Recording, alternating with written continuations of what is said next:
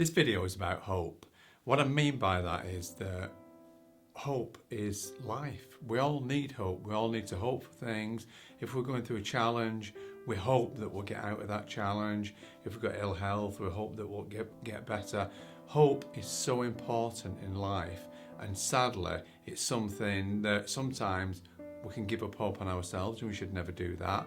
But worse than that is that there are people out there that can take that hope away from you, and that's something that really, really upsets me.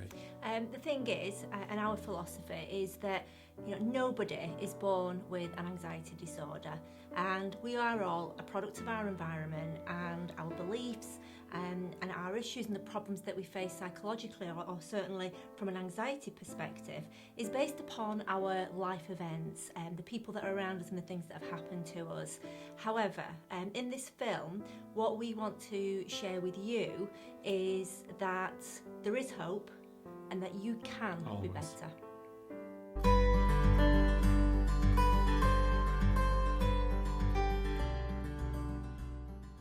If you don't know how to do something, it's easy to give up hope and to tell someone, oh, that can't be done, you can't do that.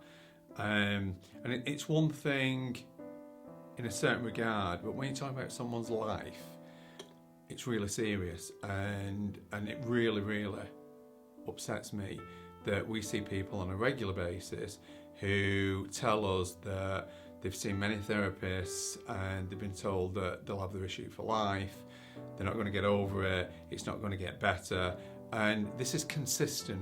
I wish it wasn't, I wish it was a one-off, but no, we see it every day. And today, only we've worked with someone who's got complex PTSD, and he's been in the military for years, and it's a result of that, which is understandable because nobody could be expected at a young age to go and fight and be involved in a war and see the things that they see without coming back with some psychological problem. Yeah, and statistics do say that if you experience a trauma, then at least 1 in 3 people that experience a trauma, such as in combat, will get post-traumatic stress disorder. So it's common, and we'll all face a trauma However, in our lives. Here's the thing, that we all face traumas, but 100% you can get over them. And what really upset me today was this lovely guy, and he was saying, do you know what, Nick? He said, I'm really lucky because I went to see my GP, and my GP is really well versed on PTSD, so he knew all about it, and I said, and what did he offer you? And he said, well, you can only really treat it with antidepressants, and which he gave me, and they didn't work for me, so I was struggling a bit. But he did say to me that, look, although you can treat PTSD, it's something that you're going to have for the rest of your life. That's not true. That is not true, and that is so infuriating. I mean, the thing is, you'll never forget, if you've had a trauma or a traumatic experience, you'll never forget it, but what you can do is you can actually get on with your life, and we prove it time and time again, and we treat people over and over, and years later they come back and they tell us, it totally changed my life. And can you get over PTSD? Yes, you can. And the fact is that it only seems, certainly America and most countries in Europe, they do say, you can get over post-traumatic stress disorder, and for some reason in the UK there's still many health professionals that are saying otherwise, and doing that takes away hope. And what we really want you to know is that there is hope, and if the person or the therapist that is telling you that is saying that, and probably not, probably with the best of intentions. Let's be honest about that. We're not having a go at anyone here, because ultimately, if you're in therapy, if you're a GP, if you're a psychiatrist, psychologist, you're doing that job because you care. So that's not the issue here. The issue is, don't take away people's hope, because sometimes hope is all they have. And once you take that away, they've got nothing left. So our message for you today is that if you're struggling with something, or you know someone else who's struggling, let them know they can be better. 100% they can be better. If you're unsure about that, and if you think we're making wild claims here, take a look at our website. We've got loads of different films on there where we've worked with people from all different walks of life, and we've got them over their issues. And let's be honest, this isn't just us. I mean, obviously you might be familiar with us because you see us on TV, but there's other therapists out there who also get great results. So here's another important thing. Don't blame therapy. Consider blaming the therapist. I don't mean that in a bad way. What I'm trying to explain with that is that people come see us and say, I've had CBT, it didn't work. CBT is a great therapy. What they're actually saying is that therapist didn't work for them. So don't give up on the therapy, find a new therapist. Saying that CBT doesn't work is a bit like saying, well, I went to a hairdresser's, they made a mess of my hair, so I'm never going to go and get my hair done again. You'd never do that. You go and find another hairdresser. So all we're saying is find someone who can help you, because ultimately you can always get over your issues. Yeah, definitely. And the therapy is only ever as good as the therapist. So moving forward, what we would strongly recommend to you is that if you are going into therapy, ask, what is your experience with my condition? Have you ever successfully treated it? Have you cured it? Could I have testimonials? And get all this information together. And the reason that is so important is that if your therapist doesn't have the skill set or the knowledge to help you, then invariably you will think that it's you that's broken, and you will take responsibility of that, and you shouldn't. And a lot of people do that. They think, oh my God, it's only me that they can't fix. But ultimately, you've got to ask you the question, how many people are they fixing? We're brought up to respect our elders, and we're brought up to respect authority figures. And we believe that if we go and see a therapist, they are an authority figure. And we believe that they are curing loads of people.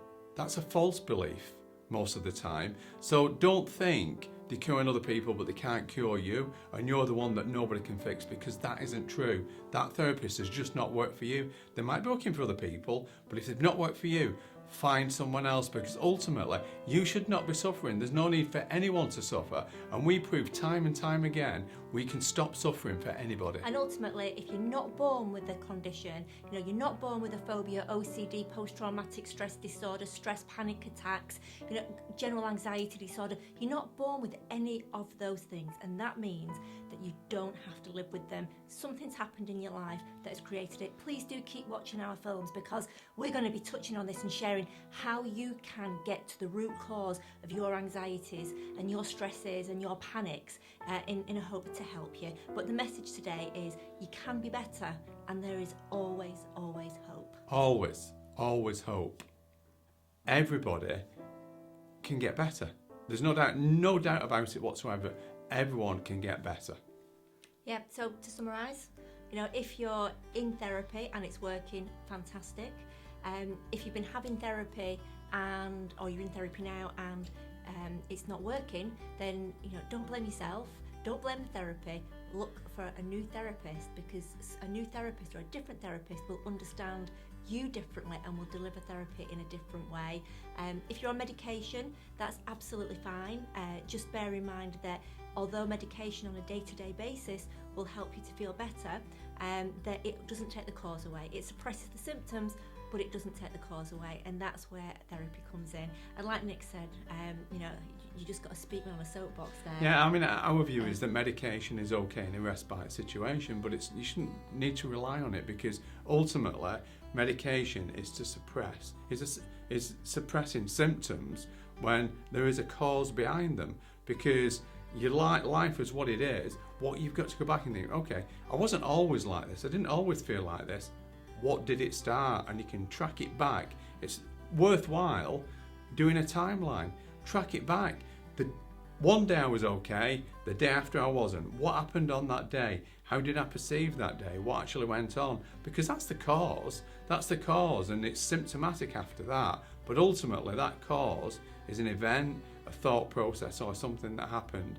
And when you deal with that, the symptoms disappear. So people don't need to suffer. So if you're not having therapy yourself and you just know someone else who's suffering, then please give them the message that they don't have to. And it's not forever. Yeah, and I know a lot of people saying I've tried with my GP and my health service and I've exhausted every avenue, but do look online, because there are numerous charities that are offering support, they're offering free counselling, they're offering help, advice, fact sheets, and obviously that's what this YouTube channel, our YouTube channel is here to start giving as much help as we can to change things. We want to change things. That's absolutely right. I mean, if people out there unwittingly are taking hope away, we'd like to give it back, because we can assure you there's hope for everyone. We completely believe in you. We completely believe that you can be better, that everyone can be better, and that life is a gift that we should all thoroughly enjoy.